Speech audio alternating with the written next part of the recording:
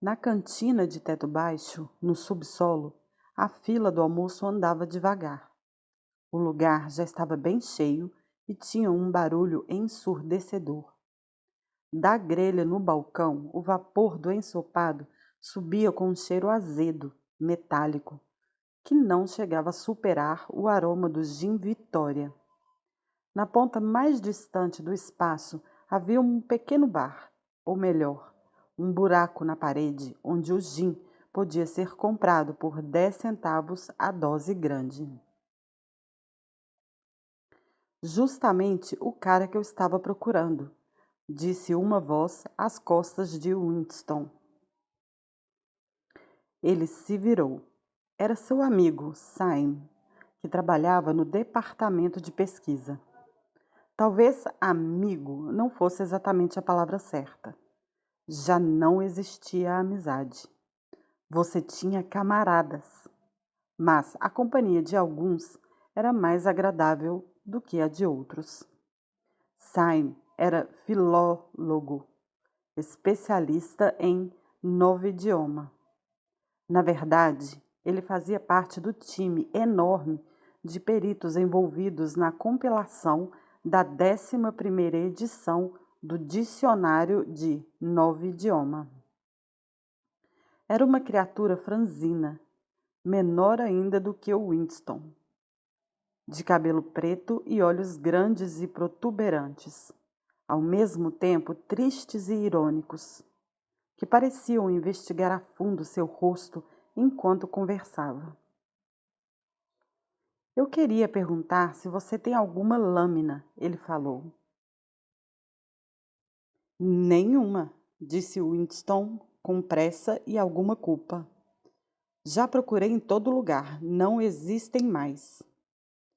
Todo mundo sempre pedia lâminas. Ele ainda guardava 2 sem uso. Elas estavam em falta nos últimos meses. A todo momento, as lojas do partido paravam de fornecer alguns artigos necessários. Às vezes faltavam botões. Outrora, não havia lã para cerzir e não haviam cadarços. No momento, não se encontravam lâminas de barbear. Você só conseguia uma e, se tivesse sorte, poderia achar alguma garimpando no mercado livre. Estou usando a mesma há 6 semanas, ele acrescentou, mentindo. A fila deu mais um passo à frente. Quando parou, Winston se virou e encarou Syme de novo. Cada um deles retirou uma bandeja metálica engordurada da pilha na ponta do balcão. Você foi ver os prisioneiros serem enforcados ontem? Quis saber Syme. Eu estava trabalhando, disse Winston, com indiferença. Vou ver nas projeções, suponho. Um substituto muito inadequado, criticou Syme. Os olhos gozadores percorreram o rosto de Winston. Eu o conheço. Pareciam dizer: vejo através de você. Sei muito bem porque você não foi ver aqueles prisioneiros ser enforcados. De um modo intelectual, Syme era ortodoxo ao extremo. Falava com uma alegria sádica sobre ataques de helicóptero contra vilarejos inimigos, julgamentos e confissões de criminosos do pensamento, execuções nos porões do Ministério do Amor. Para conversar com ele, era necessário afastá-lo de tais assuntos e envolvê-lo, se possível, nas burocracias do novo idioma, nas quais era competente e entendido. Winston virou um pouco a cabeça para evitar a inspeção dos grandes olhos escuros. Foi um bom enforcamento, disse Syme, rememorando. Eu acho que estraga quando amarram os pés. Gosto quando eles chutam. E mais ainda, no fim, a língua se esticando para fora, azulada, um azul até bem brilhante. Esse é o detalhe que me atrai. Próximo, por favor, gritou o proleta de avental branco com a concha. Winston e Syme empurraram suas bandejas sob a grelha. Em cada uma, o almoço regulamentar foi logo despejado. Uma tigela metálica de ensopado cinza-rosado, um cubo de queijo, uma caneca de café Vitória sem leite e um tablete de sacarina. Tem uma mesa ali, embaixo da teletela, disse Syme. Vamos pegar um gin no caminho. O gin lhes foi servido em canecas de porcelana sem alça. Eles abriram caminho pelo ambiente lotado e pousaram os itens da bandeja no tampo metálico da mesa, em um canto onde alguém tinha deixado uma poça de ensopado. Uma confusão líquida imunda que tinha a aparência de vômito. Winston pegou sua caneca de gin, parou um instante para reunir coragem e mandou goela abaixo a coisa com gosto de óleo. Depois de piscar para expulsar as lágrimas, descobriu que tinha fome. Começou a engolir colheradas cheias do ensopado, o qual, em meio ao desleixo generalizado, tinha cubos de uma coisa rosada, esponjosa, que provavelmente era um preparado de carne. Nenhum dos dois falou de novo, até ambos terem esvaziado suas tigelas. Em uma mesa à esquerda de Winston, um pouco atrás, alguém falava rápida e continuamente, um grasnado áspero, quase como o de um pato, que contrastava com o alarido generalizado do salão. Como vai indo o dicionário? Disse Winston, elevando a voz para superar o barulho. Devagar, disse Simon. Estou nos adjetivos. É fascinante. Ele se empolgou na hora ao falar do novo idioma. Empurrou a tigela para o lado, apanhou o naco de pão com uma das mãos delicadas e o queijo com a outra, e se curvou por cima da mesa para poder falar sem gritar. A 11ª edição é a definitiva, assegurou.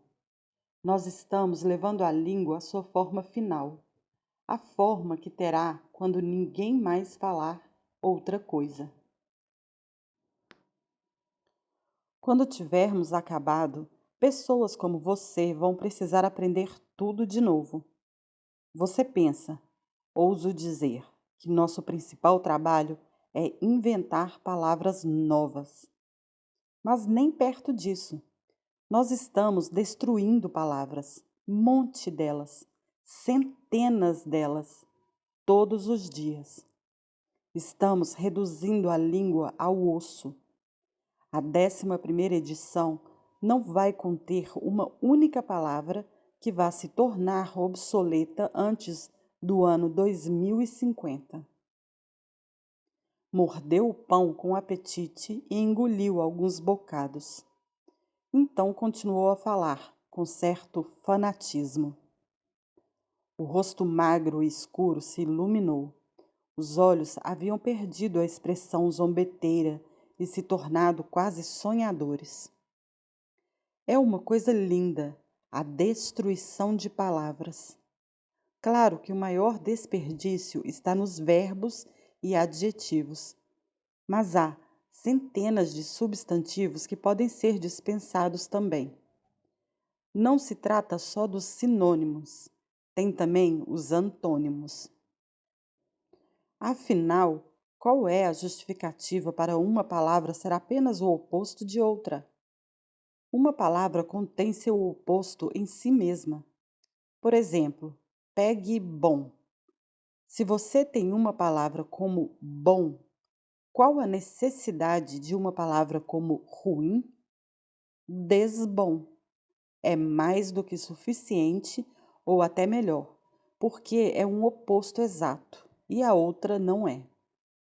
Ou, em outro caso, se você quer uma versão mais forte de bom, Qual o sentido de ter toda uma série de palavras vagas e inúteis como excelente, esplêndido e todo o resto delas? Mais bom cobre o significado, ou duplo mais bom, se você quiser algo ainda mais forte. É claro que nós já usamos essas formas, mas na versão final do novo idioma não haverá mais nada. No fim, a noção completa de bondade e de ruindade será coberta por apenas suas palavras. Na realidade, por uma só. Você percebe a beleza disso, Winston? Originalmente foi uma ideia do GI, é claro. Ele acrescentou como conclusão. Uma aflição conformada perpassou o rosto de Winston à menção do grande irmão. Ainda assim, Syme detectou imediatamente certa falta de entusiasmo. Você não tem real apreço pelo novo idioma, Winston, ele disse quase com tristeza. Mesmo quando escreve, ainda está pensando em velho idioma. Li algumas das peças que você escreveu no Times algumas vezes. São boas, mas são traduções. No seu coração, você preferiria se agarrar ao velho idioma, com toda a nebulosidade daquelas gradações inúteis de significado. Você não entende a beleza da eliminação de palavras. Você sabia que o novo idioma é a única língua do mundo cujo vocabulário escolhe dia a dia? Winston sabia, claro. Sorriu, da forma mais educada que pôde, sem confiar em si mesmo para falar. Simon mordeu outro pedaço do pão mofado, mastigou brevemente e prosseguiu. Você não percebe que o verdadeiro objetivo do novo idioma é estreitar o limite do pensamento? No final, vamos tornar o crime de pensamento literalmente impossível, porque não vão existir palavras pelas quais expressá-lo. Cada conceito que alguma vez tenha sido necessário será expresso por uma palavra, com seu significado rigidamente definido e todos os seus sinônimos alternativos eliminados e esquecidos.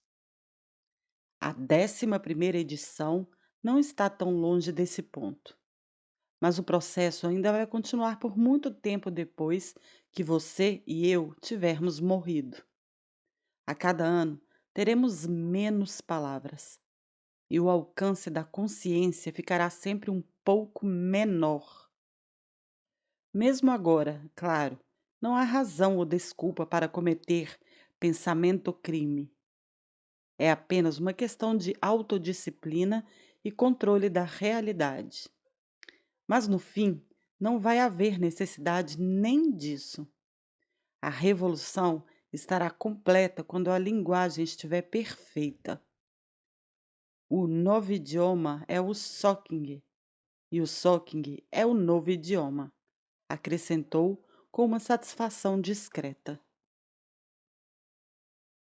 Nunca lhe ocorreu, Winston, que até o ano 2050, no mais tardar, não haverá um único ser humano vivo capaz de entender uma conversa como a que temos agora? Exceto, começou Winston, em dúvida, e então parou. Tinha estado na ponta de sua língua dizer, exceto os proletas, mas ele interrompeu a fala, temendo que aquela observação fosse, de alguma forma, inortodoxa. Saime, entretanto, adivinhou o que ele estivera prestes a dizer. Os proletas não são seres humanos, ele disparou. Até 2050, ou antes, provavelmente, qualquer conhecimento real do velho idioma terá desaparecido. Toda a literatura do passo terá sido destruída. Chaucer, Shakespeare, Milton, Byron Eles só vão existir em versões em novo idioma, não apenas em uma versão diferente, mas de fato transformados em algo contrário ao que eram. Até os lemas vão mudar. Como você poderia dizer liberdade é escravidão quando o próprio conceito de liberdade foi abolido? Toda a atmosfera de pensamento vai ser diferente.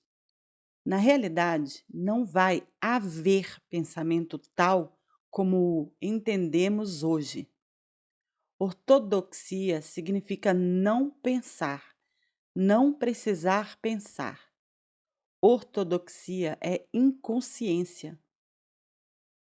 Qualquer dia desses, pensou Winston, com súbita convicção profunda, o Syme vai ser vaporizado.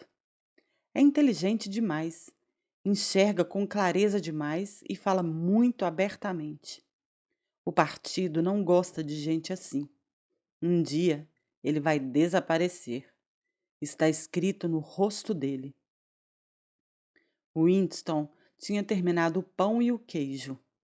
Virou-se um pouco de lado para tomar a caneca de café.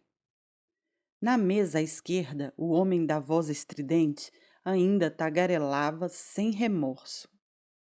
Uma mulher jovem, que talvez fosse secretária dele, de costas para Winston, ouvia-o e parecia concordar com tudo.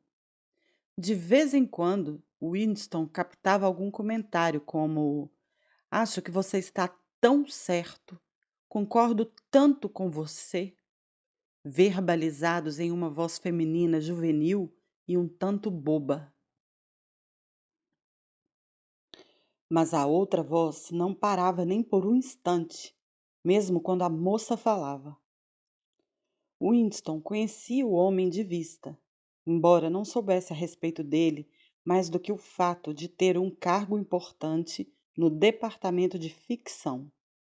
Tinha cerca de 30 anos, um pescoço musculoso e uma boca grande e arguta. Havia inclinado a cabeça um pouco para trás e, por causa do ângulo em que estava sentado, seus óculos captavam a luz e exibiam para Winston 2 discos vazios no lugar dos olhos.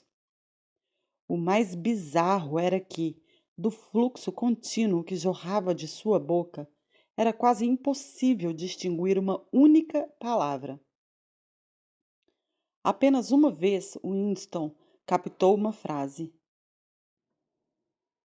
A eliminação completa e final do Goldsteinismo. Dita muito rápido e pareceu como uma coisa só, uma fila de tipos gráficos solidamente fundidos. O resto era só barulho. Quack, quack, quack. E apesar disso, embora não se conseguisse de fato escutar o que o homem dizia, não havia dúvida nenhuma sobre as linhas gerais. Ele podia estar denunciando Goldstein e exigindo medidas mais duras contra criminosos do pensamento e sabotadores, vociferando contra as atrocidades do exército da Eurásia, ou elogiando o grande irmão, ou os heróis no fronte de Malabar. Não fazia a menor diferença. Não importa o que fosse, você podia ter certeza de que cada palavra era pura ortodoxia, puro Söckingen. Enquanto observava o rosto sem olhos, com o queixo subindo e descendo, Winston teve uma sensação estranha de que não se tratava de um ser humano real. Era como se fosse um boneco. Não era o cérebro do homem que falava, e sim a laringe dele. As palavras não consistiam uma fala no sentido real. Era um ruído gerado na inconsciência, como o grasnar de um pato. Syme tinha se calado por um momento e, com o cabo de colher, riscava padrões da poça de ensopado. A voz da outra mesa seguia grasnando depressa, facilmente audível apesar do ruído em volta. Tem uma palavra em 9 idiomas, disse Saime. Não sei se você conhece. Grasna fala, grasnar, como um pato. É uma dessas palavras interessantes que tem dois significados contraditórios. Usada com um oponente, é ataque. Usada com alguém com quem você concorda, é elogio. Com certeza, Saime vai ser vaporizado. Winston pensou de novo, com certa tristeza. Embora soubesse muito bem que o outro o desprezava e antipatizava um pouco com ele, e seria capaz de denunciá-lo como um criminoso do pensamento, se visse algum motivo para fazer isso. Havia alguma coisa errada com Saime. Alguma coisa lhe faltava. Discrição, indiferença, algo que tivesse graça. Não se poderia dizer que era inortodoxo. Ele acreditava nos princípios do Socking, venerava o grande irmão, alegrava-se com as vitórias. Odiava os hereges não apenas com sinceridade, mas com um zelo imprudente e com acesso a informações atuais que um membro comum do partido em geral não tinha. Entretanto, tinha um ligeiro ar de descrédito. Dizia coisas que não deveriam ser ditas. Lia livros demais e frequentava o Café Castanheira, famoso por reunir pintores e músicos. Não existia nenhuma lei, nem mesmo convenção, que proibisse as pessoas de frequentar o Café Castanheira. Mas, mesmo assim, o lugar era mal visto de certa forma. Os antigos e desacreditados líderes do partido costumavam se reunir ali antes de serem finalmente expurgados. O próprio Goldstein, dizia-se, fora visto lá algumas vezes, anos ou décadas antes. Não era difícil prever o destino de Saime, e ainda assim era fato que, se Saime percebesse, ainda que por 3 segundos, a natureza das opiniões de Winston, ele o denunciaria na hora à polícia do pensamento. Assim como qualquer um, aliás, porém mais do que a maioria. Zelo não era suficiente. Ortodoxia era inconsciência. Saime olhou para cima. Lá vem os Parsons, avisou. Algo em seu tom de voz pareceu acrescentar: aquele maldito imbecil. Parsons, companheiro de Winston como inquilino nas Mansões Vitória, estava mesmo abrindo caminho e cruzando a cantina. Um homem roliço, de altura média, com cabelo claro e cara de sapo. Aos 35 anos, já acumulava gordura no pescoço e na cintura, mas seus movimentos eram ágeis e infantis.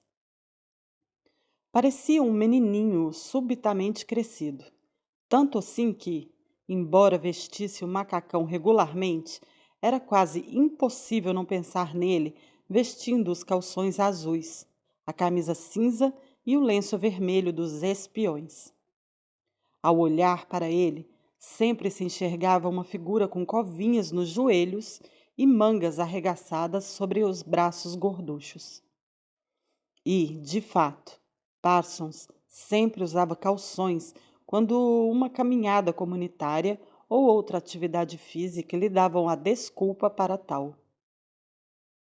Ele cumprimentou ambos com um alegre "Olá, olá" e se sentou à mesa, exalando um cheiro forte de suor. Gotas de umidade se espalhavam por todo o rosto rosado. Seus poderes sudoríparos eram extraordinários. No centro comunitário, você sempre sabia quando ele tinha jogado tênis de mesa, pela umidade no cabo da raquete. Saime havia tirado um papel no qual estava escrita uma longa lista de palavras e lia com uma caneta entre os dedos. Olha só para ele, trabalhando na hora do almoço, disse Parsons, cutucando Winston. Espertinho, não? O que é que você tem aí, amigo? Alguma coisa meio difícil demais para mim, espero.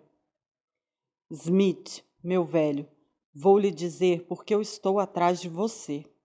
É aquela subscrição que você se esqueceu de me dar.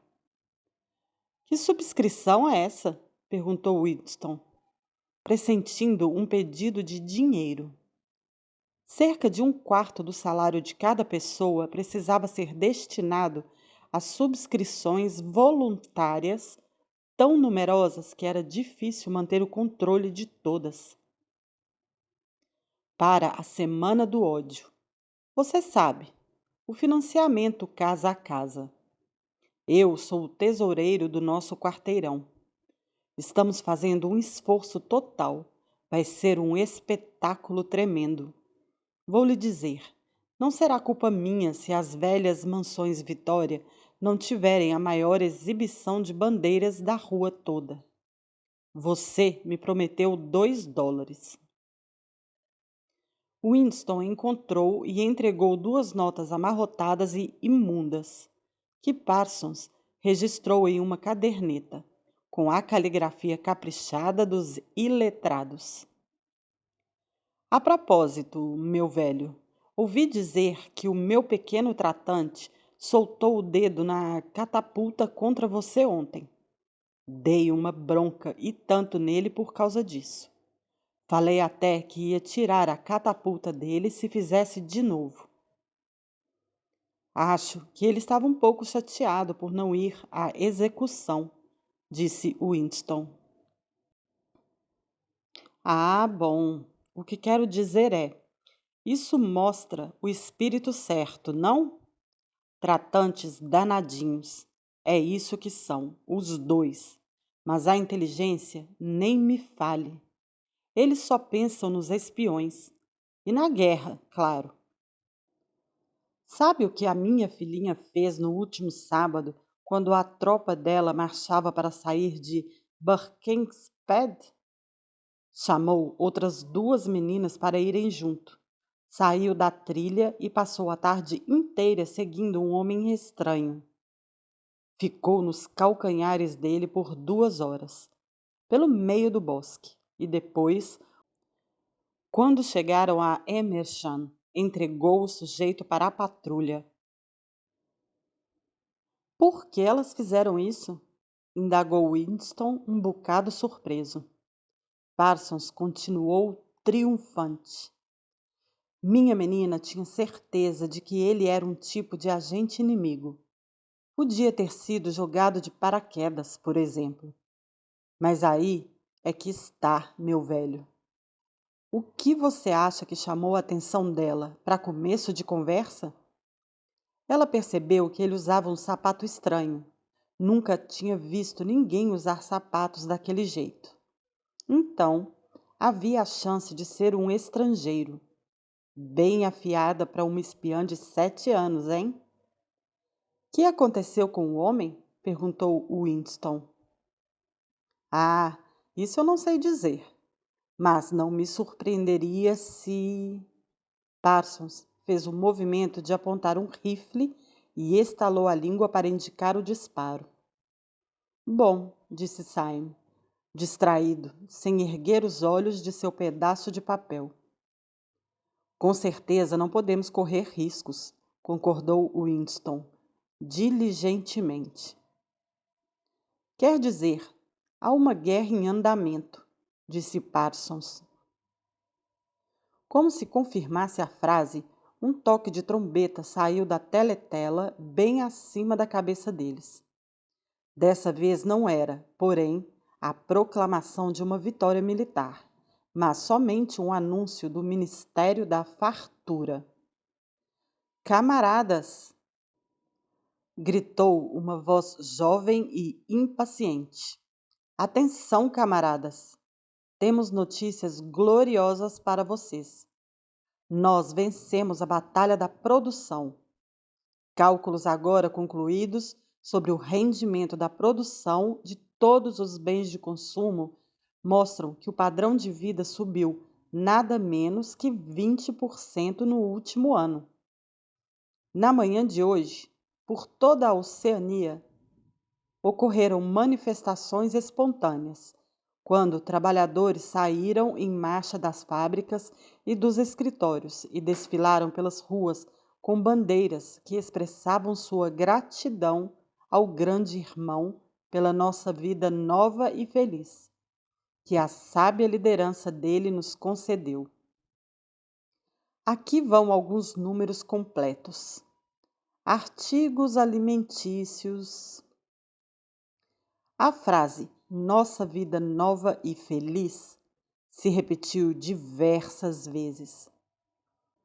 Ultimamente era uma das favoritas do Ministério da Fartura. Parsons, com a atenção capturada pelo toque da trombeta, ficou ouvindo como se estivesse hipnotizado, em uma apatia submissa. Não conseguia acompanhar os números, mas estava ciente de que, de algum modo, eles eram motivo de satisfação. Havia sacado um cachimbo enorme e imundo, com tabaco queimado até a metade. Com a ração de tabaco a 100 gramas por semana, dificilmente seria possível encher um cachimbo. Winston fumava um cigarro Vitória, segurando-o cuidadosamente na horizontal. A nova ração não começaria até o dia seguinte, e ele só tinha mais 4. Ignorou os ruídos mais remotos e prestou atenção ao que saía da teletela. Aparentemente, tinha havido demonstrações de agradecimento ao grande irmão pelo aumento na ração de chocolate para 20 gramas por semana. Mas ontem mesmo, ele refletiu, foi anunciado que a ração ia ser reduzida para 20 gramas por semana.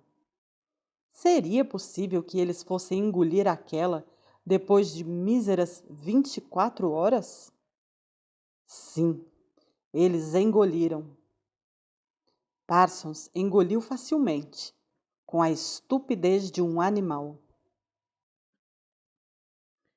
A criatura sem olhos na outra mesa também, fanaticamente, com um desejo furioso de perseguir, denunciar e vaporizar qualquer um que sugerisse que uma semana antes a ração era de 30 gramas. Saime também, de um modo complexo, que envolvia o duplo pensar, também aceitou. Então, ele estava sozinho na posse de uma lembrança?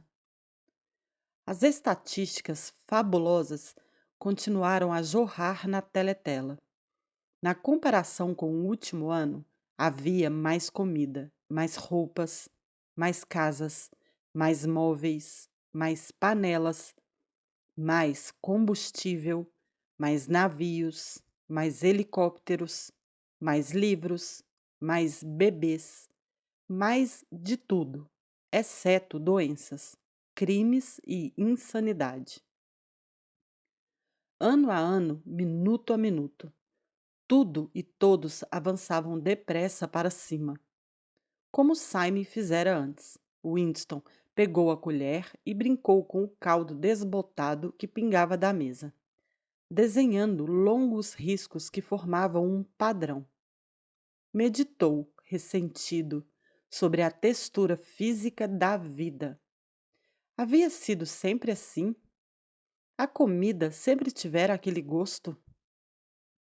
Olhou ao redor, para a cantina.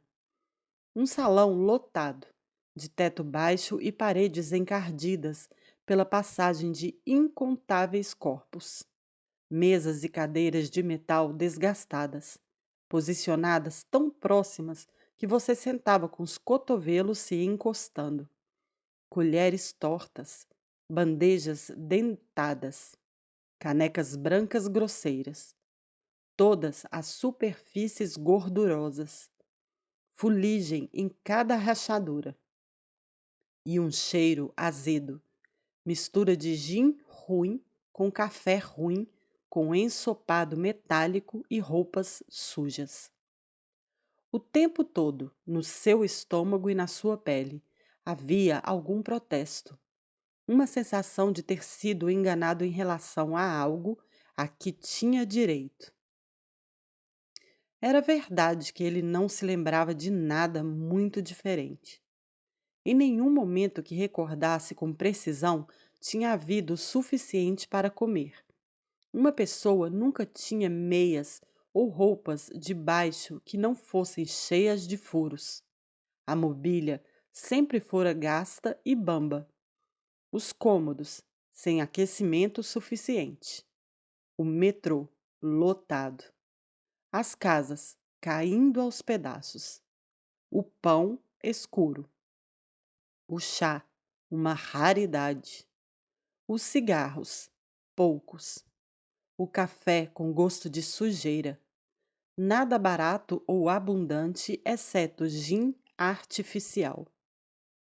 E embora, claro, as coisas piorassem conforme o corpo envelhecia, não seria aquilo um sinal de que aquela não era a ordem natural das coisas, se o coração de uma pessoa adoecia por desconforto, imundície e escassez, pelos invernos intermitentes, pela viscosidade das meias, pelos elevadores que nunca funcionavam, pela água fria, pelo sabonete áspero, pelos cigarros que se desfaziam, pela comida de gosto estranho e ruim? Por que alguém acharia tudo isso intolerável, a não ser que tivesse algum tipo de memória ancestral de que as coisas, antes, tinham sido diferentes? Ele olhou ao redor de novo. Quase todo mundo era feio e continuaria assim mesmo que vestisse algo diferente do macacão azul do uniforme. No canto mais distante do salão, sentado sozinho a uma mesa, um homem pequeno, curiosamente parecido com um besouro, tomava uma xícara de café, os olhos miúdos, movendo-se, desconfiados, de um lado para o outro. Como era fácil, pensou Winston, se você não olhasse em volta. Acreditar que o tipo físico determinado pelo partido como ideal, rapazes altos e musculosos e moças peitudas, loiras, voluptuosas, bronzeadas, despreocupadas, existia e até predominava. De fato, até onde ele podia julgar, a maioria da população na faixa aérea 1 era baixa, morena e suscetível a doenças. Era curioso como o tipo semelhante a besouro proliferava nos ministérios. Homenzinhos roliços, engordando muito cedo na vida, de pernas curtas, movimentos ágeis e furtivos, rostos inchados e inexpressivos com olhos muito pequenos. Era o tipo que parecia se desenvolver melhor sob o domínio do partido. O anúncio do Ministério da Fartura terminou com outro toque de trombeta e foi substituído por música industrial. Parsons, levado a um vago entusiasmo pelo bombardeio de números, tirou o cachimbo da boca. O Ministério da Fartura certamente fez um ótimo trabalho este ano, disse, balançando a cabeça com um ar entendido. A propósito, Smith, meu velho, você por acaso não tem nenhuma lâmina de barbear que possa me dar? Não tenho, respondeu Winston. Eu mesmo estou usando a mesma há 6 semanas. Ah, bom. Só estava perguntando, meu velho. Lamento, disse Winston. A voz grasnada da mesa próxima, temporariamente silenciada durante o anúncio do ministério, tinha recomeçado mais alta do que nunca.